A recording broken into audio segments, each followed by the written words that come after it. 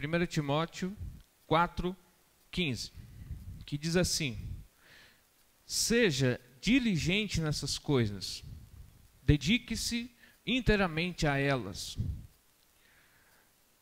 para que todos vejam o seu progresso. Atente bem para a sua própria vida e para a doutrina, perseverando nesses deveres, pois, agindo assim, você salvará tanto a si mesmo, quanto aos que o ouvem. Deus bondoso, obrigado pela tua palavra, Deus, por essa porção. Fala o nosso coração, meu Deus, e usa-nos sempre, Deus, em nome de Jesus. Gente, há aproximadamente 4 anos atrás, eu estava aqui sendo recebido por esta igreja como pastor, auxiliar do pastor Carlos, que está aqui na minha frente, certo?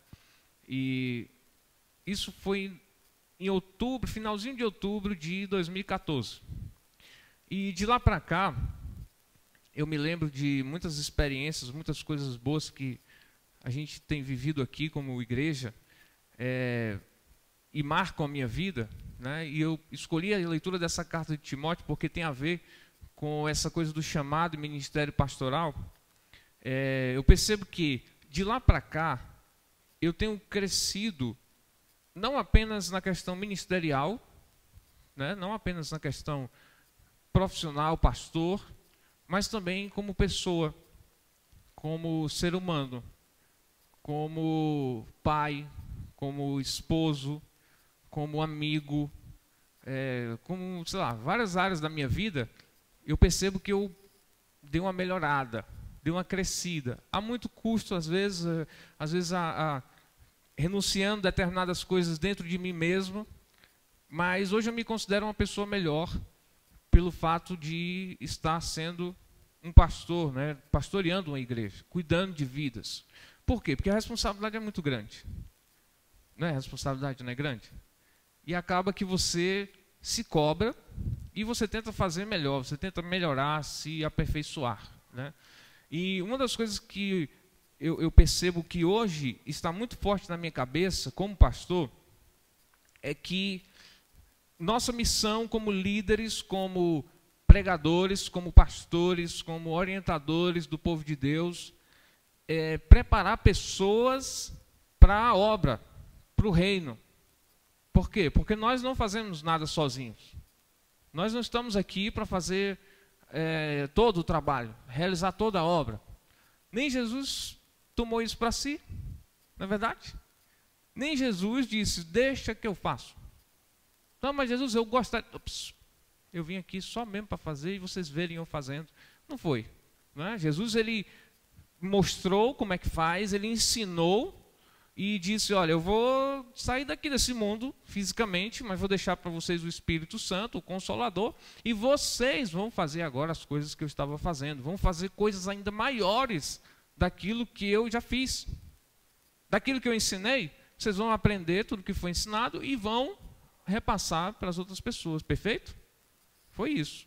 O ensinamento de Jesus foi isso, replicar o conhecimento que foi passado. Da mesma forma, nós, pastores, líderes, o nosso anseio como pastores, como orientadores, como mestres, é formar pessoas para que, dentro dessa formação, ela se sinta capaz, inteligentemente capaz, racionalmente capaz, para se tornar também alguém que vai repassar os conhecimentos aprendidos, vai ser um replicador do conhecimento. Para isso, gente, é extremamente necessário entender a responsabilidade que você tem no reino de Deus. É importante você reconhecer que precisa amadurecer muito, porque pastores iniciam seus trabalhos e sabem que ainda não estão prontos, eles estão em processo de maturação, como hoje eu estou. Eu reconheço isso. Mas em algum momento teve um início, teve que começar, teve que fazer algo. Esse texto que nós estamos lendo aqui é uma orientação de Paulo ao seu discípulo Timóteo, que agora está se tornando um líder, está se tornando um pastor de uma igreja muito importante, de um trabalho que Paulo iniciou. E dentro desse senso de responsabilidade, uma coisa que me chama muita atenção nessas duas cartas de Paulo a Timóteo é que Paulo ele tem a plena compreensão de que Timóteo não está pronto, ele não está acabado, ele não é uma obra acabada, ele não é alguém que está, digamos assim, completamente apto para o trabalho que ele está ali para desempenhar, mas ele já preencheu os requisitos necessários, os requisitos iniciais para que fosse alguém da confiança do apóstolo Paulo. Ele preenchia a reputação, as pessoas ao seu redor o reconheciam como alguém íntegro, alguém de caráter. Paulo reconheceu o seu conhecimento acerca daquilo que era o evangelho, isso muito claro. Então, esses dois requisitos estavam preenchidos, embora sendo muito jovem. Timóteo sendo muito jovem, talvez isso poderia ser algum problema, mas mesmo assim Paulo ainda reconheceu nele alguém apto com as suas aptidões iniciais para executar esse trabalho, mas não significava que ele estava pronto. Por isso, em alguns momentos você vai ver nas duas cartas, Paulo se referindo a Timóteo como meu filho, meu amado filho Timóteo. Na primeira carta de Paulo a Timóteo, logo no versículo 2 diz, endereçada ao meu amado filho, que foi meu filho na fé, Timóteo. É alguém que Paulo tinha um apreço muito grande, um cuidado muito grande, porque ele sabia com quem ele estava lidando e que tipo de trabalho Timóteo iria realizar. Mas, pastor, por que essa mensagem endereçada para nós, igreja? Se eu, naturalmente, não quero ser um pastor, liderar nenhuma igreja, eu não tenho esse chamado, mas de verdade, irmãos, todos nós temos um chamado e um propósito na vida para sermos relevantes para o reino de Deus de alguma forma.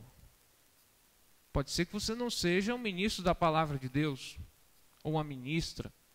Pode ser que você não seja um professor ou uma professora de escola bíblica. Pode ser que você não seja alguém que vai aparecer no fronte de batalha. Talvez seja alguém que está ali preparando o terreno, fazendo coisa parecida. Mas de qualquer forma, você é importante e relevante para o reino de Deus. Deus tem um propósito muito grande, algo muito especial para a sua vida. Ele quer usar a sua vida e é do jeito que você está hoje. É para começar ontem. Ah, pastor, mas eu preciso me preparar, eu preciso, sei lá, tomar um banho, né, vestir uma roupa especial, sei lá, fazer um momento de oração, ir para o monte. Talvez receber uma unção dobrada do Espírito. Talvez, pelo que eu vejo nas Escrituras, as pessoas elas são vocacionadas, o Espírito Santo se apodera da vida da pessoa. Gente, de verdade, o Espírito Santo já está sobre nós. O Espírito Santo já foi derramado sobre nós, nós já temos o Espírito. Se temos o Espírito, nós temos tudo o que precisamos para executar a obra. Nada mais podemos esperar, porque nada mais virá. Né? Depois do Espírito Santo na nossa vida, só o retorno de Cristo mesmo.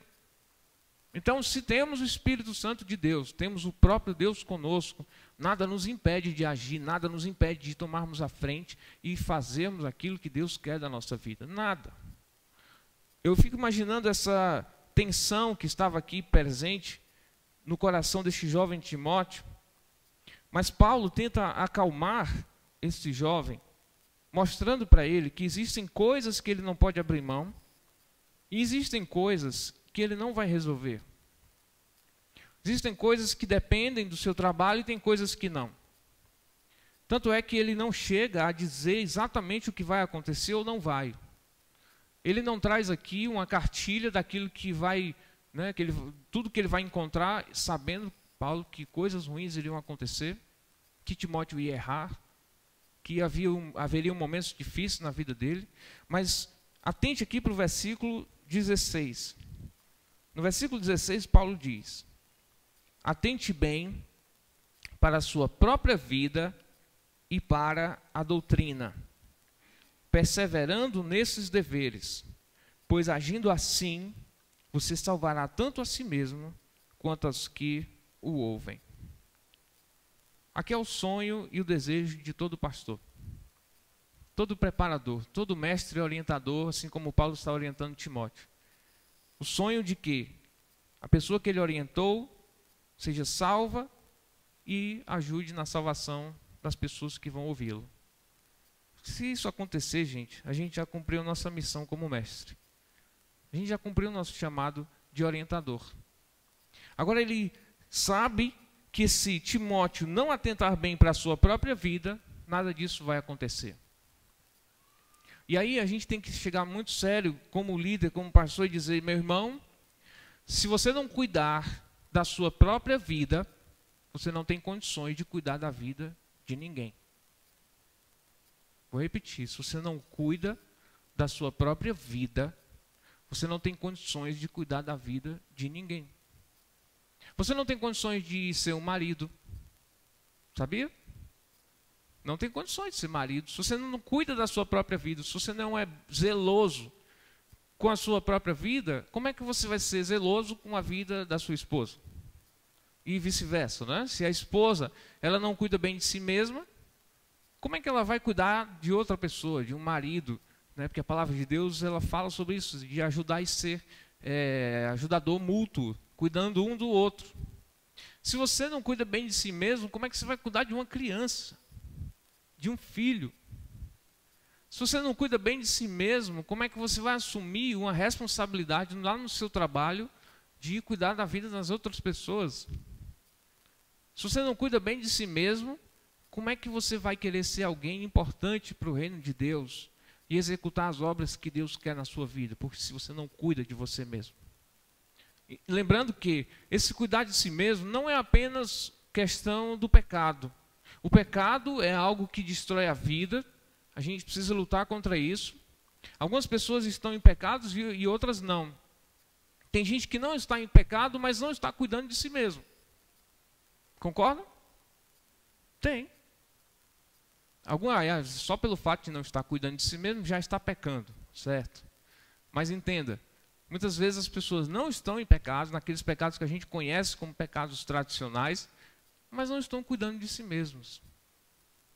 E muitas vezes estão executando tarefas de cuidar de outras pessoas, sem terem cuidado de si primeiro. É aquela história, né?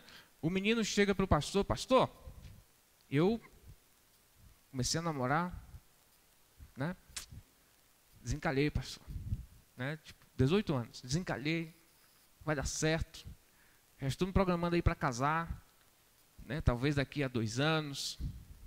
Casar com 20 anos. E aí, um pouquinho de conversa, você começa a perceber que aquele jovem, ele não tem muito cuidado com ele mesmo. Sabe? No quesito saúde, no quesito emocional, no quesito espiritual. E aí vem aquela pergunta, né? Meu irmão, sério mesmo, você tem cuidado de você mesmo primeiro, antes de falar em casamento? Você tem zelado pela sua vida e seu relacionamento com Deus, por exemplo? Você tem cuidado das suas emoções, daquilo que te forma a tua personalidade, o teu caráter? Você tem cuidado disso? A tua saúde, por exemplo, como é que está isso? Como é que você está lidando com isso? A tua vida profissional, a tua vida financeira, e por aí vai. Como é que está isso na tua cabeça, né? Antes de você tomar uma decisão tão importante, algo tão, sabe, relevante para nós como igreja, como sociedade, como tudo mais, porque a família é algo extremamente importante. Antes de tomar essa decisão, como é que está teu coração? Como é que está você? É uma pergunta importante. Por quê? Porque muitos casam, têm filhos, vão vivendo, sabe, vão envelhecendo, inclusive, sem nunca ter parado um momento para cuidar de si mesmo. E aí a gente vai ali, como líder, como pastor, tentar apagar alguns incêndios de problemas de relacionamento, problemas com os filhos, problemas no trabalho, problemas de desenfreio econômico, financeiro.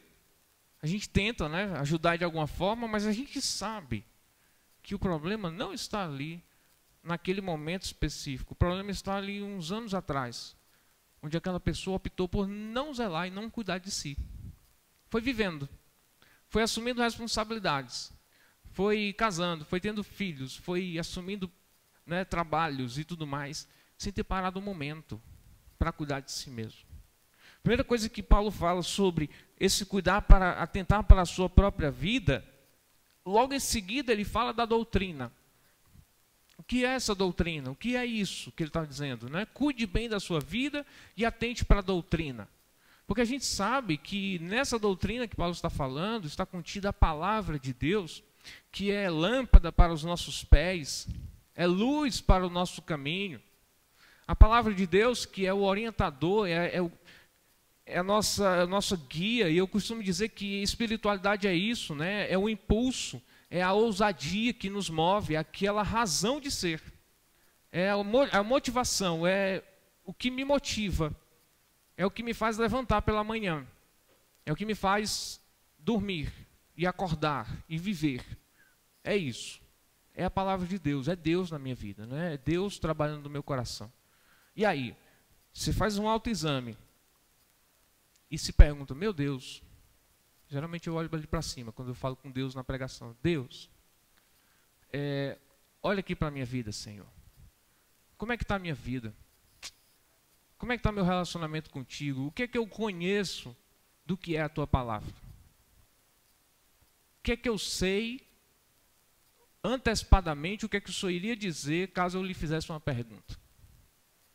Estou passando aqui por uma situação em que eu não sei a resposta, mas eu sei que a tua palavra tem essa resposta. E aí, Deus, por que acontece isso na minha vida? E aí, talvez um questionamento comum a muitas pessoas, estão muito tempo na igreja, muito tempo mesmo, bote tempo aí, mais de 10 anos. E nessa autoanálise, nesse auto-scanner da sua vida, se deparam com alguém que, por diversas razões, não nutriu um relacionamento sólido com Deus. E, gente, isso aí realmente é o princípio de todas as coisas. Não dá para a gente falar em amor próprio sem falar em amor a Deus.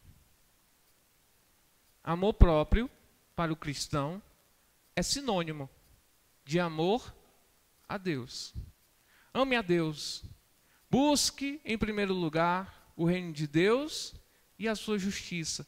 E todas as demais coisas vos serão acrescentadas. Então, em primeiro lugar, vem o reino de Deus.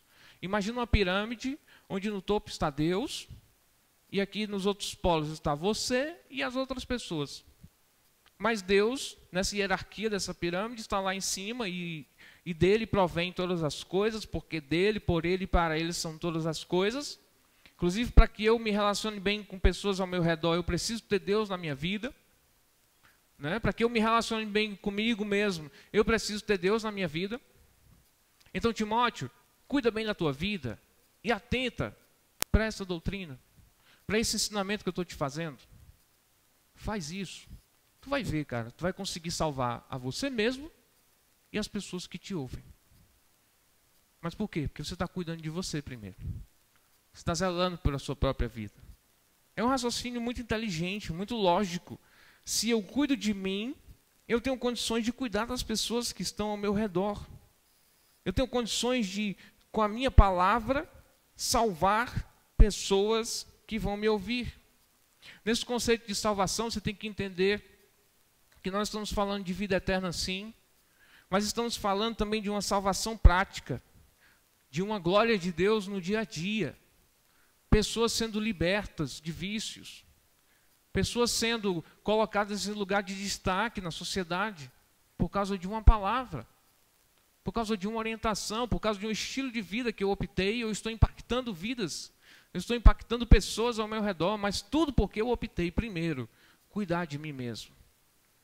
No Salmo, que é o segredo da felicidade, o Salmo 1, ele vai dizer que bem-aventurado e feliz, né? Lembra desse Salmo? Primeiro Salmo? Bem-aventurado é o homem que não anda segundo o conselho dos ímpios, né? Que não faz uma série de coisas lá que ele vai dizer.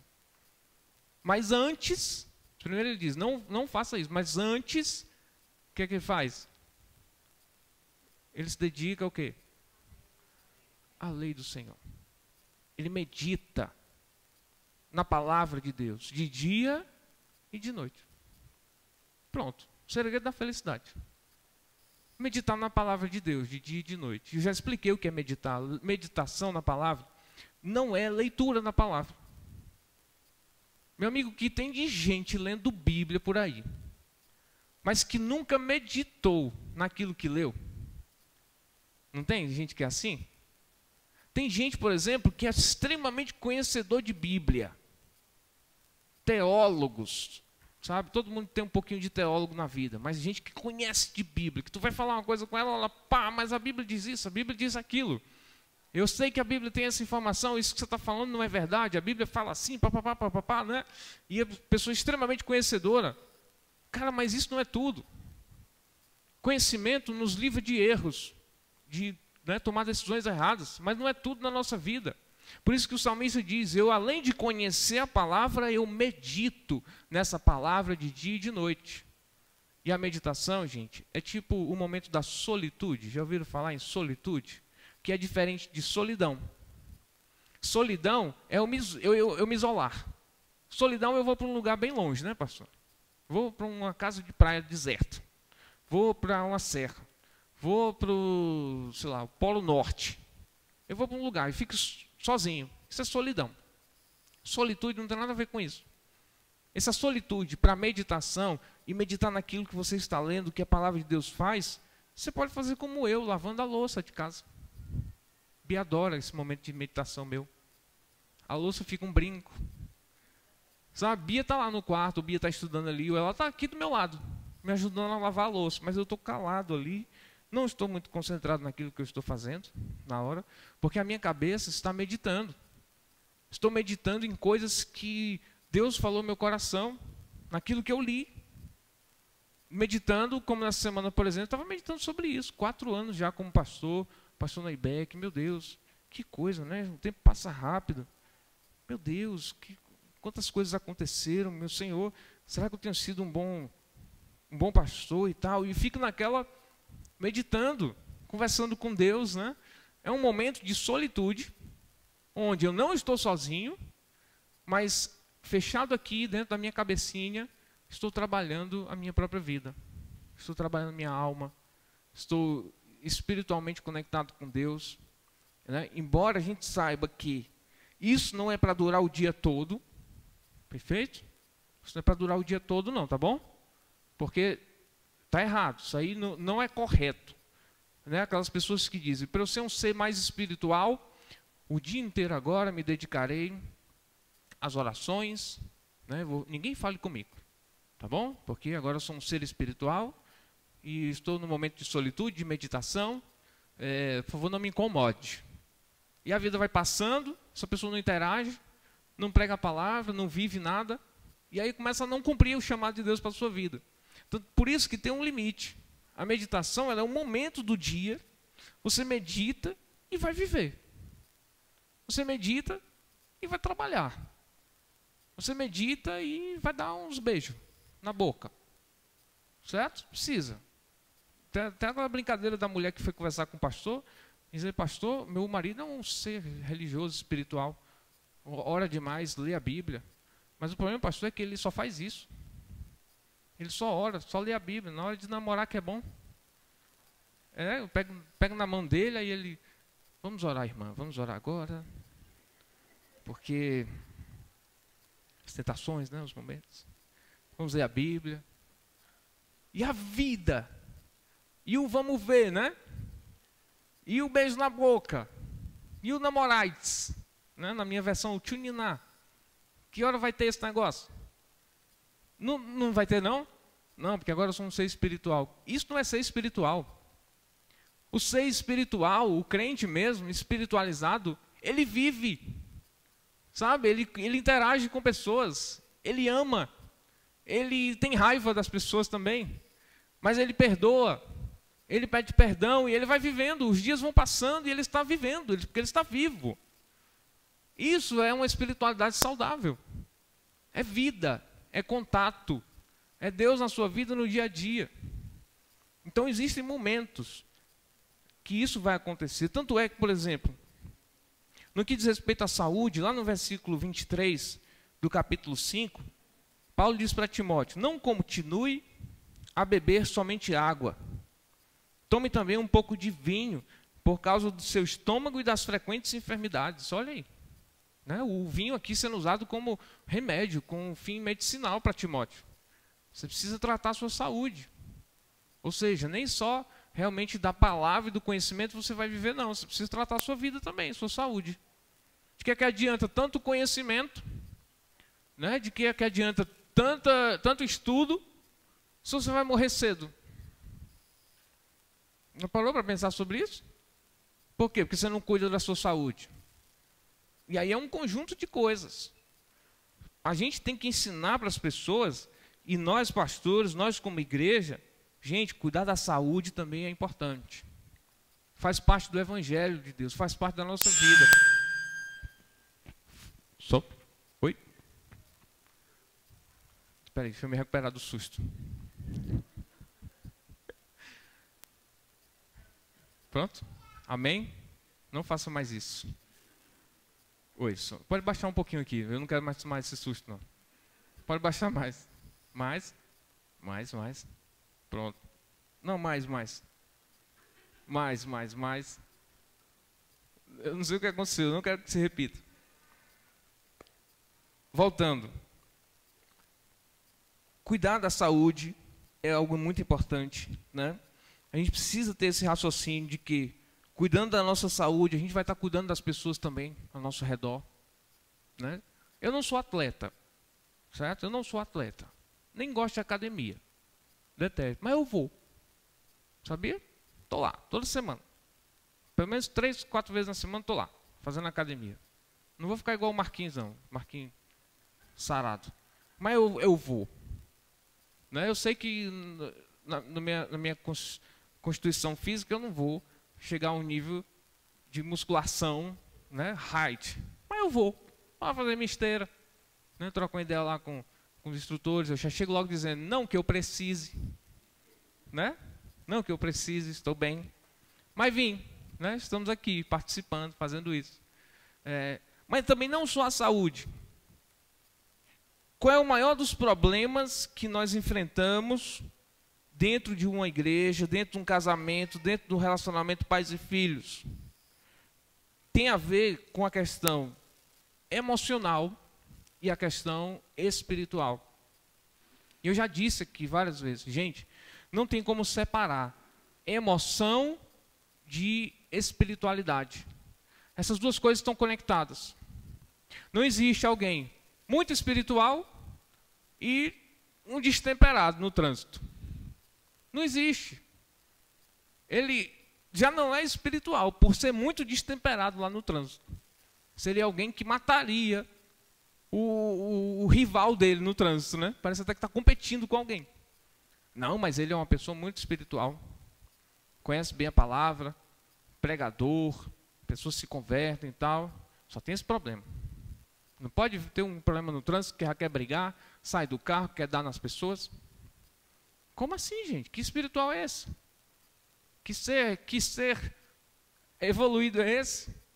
Evoluiu na pancadaria, né? Porque no espiritual mesmo, ele é muito espiritual, mas em casa é um carralo.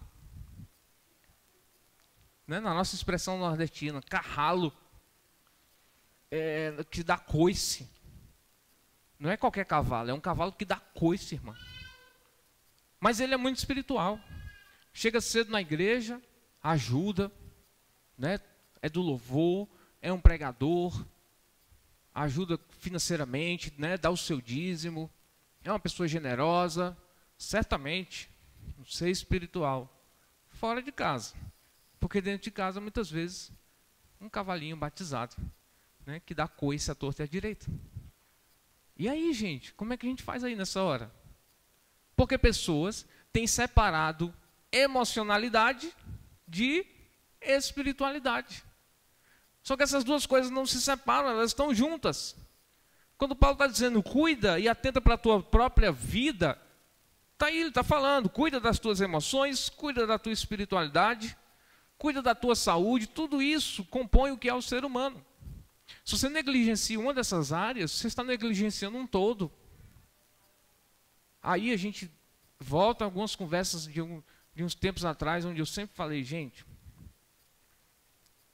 você tem problemas com o seu temperamento? O problema é espiritual? É. Mas o problema também é emocional. Como é que a gente trata isso? Primeira coisa, você tem que reconhecer isso na sua vida.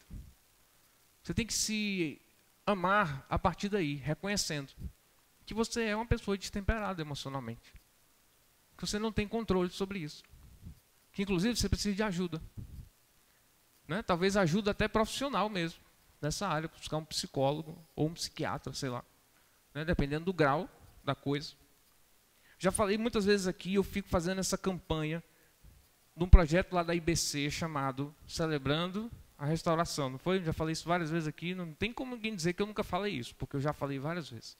E o Celebrando a Restauração nada mais é do que um projeto onde pessoas estão ali para tratar a sua espiritualidade e a sua emocionalidade, entendendo que as duas coisas estão juntas. Os primeiros passos, os primeiros trabalhos ali nos grupos de apoio nós reconhecemos que não conseguimos vencer os nossos próprios dilemas sozinhos. Nós precisamos de um poder superior, a quem chamamos de Jesus Cristo. Que ele sim é capaz de nos preencher e nos ajudar nas nossas lutas, nas nossas dificuldades.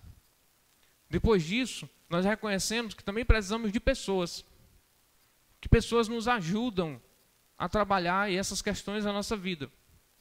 E aí, aos poucos, você vai entendendo que Deus e as pessoas contribuem para que você se encontre como pessoa, como indivíduo, comece a tratar essas mazelas na sua vida, e lá para frente, já nesse trabalho de grupo de apoio, você já está ajudando outras pessoas também a passarem pelo mesmo processo e serem ajudadas, né? Ah, mas ali é só para quem gente que está com muitos problemas na vida. Cara, eu não estou com muitos problemas na vida, e vira e mexe eu estou por lá, trocando umas ideias lá com o pessoal no grupo de apoio, falando das minhas lutas pessoais, né, das minhas dificuldades, né, coisas que todo mundo tem, né, que tem a ver com a nossa espiritualidade e com a nossa emocionalidade. Estou tratando a minha vida. Tenho um pastor, amigo, que Deus, né, me deu de presente, para eu trocar uma ideia. É tipo, Deus, tá aqui o pastor Carlos, é teu amigo, presentinho para você cuidar e se tratar e se ajudar. Aí eu tipo, não, Deus, eu não preciso disso. Olha para mim, né? Corpinho sarado, academia, né? Emocionalmente estável, espiritualmente bem. Eu não preciso não. Mas obrigado, viu, Deus, pelo pastor Carlos, porque qualquer coisa, né, eu vou lá e converso com ele. E troco uma ideia se algum problema acontecer. Aí é onde está o problema. O ser humano, ele tem essa capacidade de deixar para resolver problemas quando? Quando acontece. Quando o problema acontece, aí eu digo, agora eu preciso de ajuda. Quando o problema acontece, eu vou correr atrás de um advogado. Quando o problema acontece, eu vou correr atrás de um psicólogo. Quando o problema acontece, eu vou correr atrás do pastor. E aí pronto, eu consigo agora resolver o problema. Gente, não é assim que funcionam as coisas. Paulo está aproveitando a juventude de Timóteo, dizendo, cara, atenta para a tua própria vida, porque você salvará a si mesmo e as pessoas que te ouvem. Se você cuidar de você mesmo e você raciocinar que você precisa de ajuda, você precisa de alguém, você precisa de Deus, você precisa das pessoas, você precisa tratar a sua própria vida, cuidar de si mesmo, as coisas vão acontecer. Talvez você esteja aí na sua vida, sua rotina, e não tem ninguém, não tem um amigo, não tem um pastor, não tem ninguém que você troca uma ideia, sabe, para colocar para fora as coisas que você vive. Não tem um pai, a mãe, não tem ninguém. Quantas pessoas que passam pelo meu gabinete eu faço essa pergunta? Quem é a pessoa hoje, né, tipo, fora eu, que você tem afinidade, sabe, mas para falar tudo mesmo, para jogar todos os podres da tua vida? Quem é essa pessoa? Eu tenho Deus. Certo. Então, fora Deus e eu. Quem é mais essa pessoa, né? Tem mais alguém? Não tem não, pastor, é só você mesmo. Tá bom, então vamos viver e trabalhar com isso. Mas tem gente que nem ajuda pastoral quer. Sabe? Nem reconhece que precisa, mas não vai. Por quê? Porque muitas vezes tem travas, né, por causa de dificuldade, não quero me expor. São muitos problemas, são muitas dificuldades. Gente, pelo amor de Deus, vamos vencer isso em nome de Jesus. Deus nos colocou numa igreja. Uma igreja que, graças a Deus, hoje tem 3 pastores aconselhando. E aí, se a gente pega nosso calendário de pastores, e a gente vê que tem pouquíssimas pessoas que nos procuram para ser aconselhadas e ajudadas. Embora várias vezes o meu discurso foi esse: gente, procure ajuda. Se você está precisando, por favor, arruma aí um tempo. Quem quer mesmo, arruma. Né? Prioridades na vida. Vamos conversar, vamos colocar para fora isso. Né? Vamos tratar essa coisa chamada emoção, porque isso tem a ver com espiritualidade, isso é espiritual. Se você não cuida bem de si mesmo, como é que você vai cuidar das pessoas que estão ao seu redor? Não é verdade? Se você não cuida bem de si mesmo, como é que vai cuidar das pessoas que estão aí? Que Deus nos ajude a entender isso, a atentar para a nossa própria vida, buscar o conhecimento de Deus, perseverar no cuidado com as pessoas, porque realmente essa palavra vai se cumprir na nossa vida. Salvará a si mesmo e as pessoas que vão te ouvir e vão conviver com você. Amém? Vamos orar? Senhor Deus,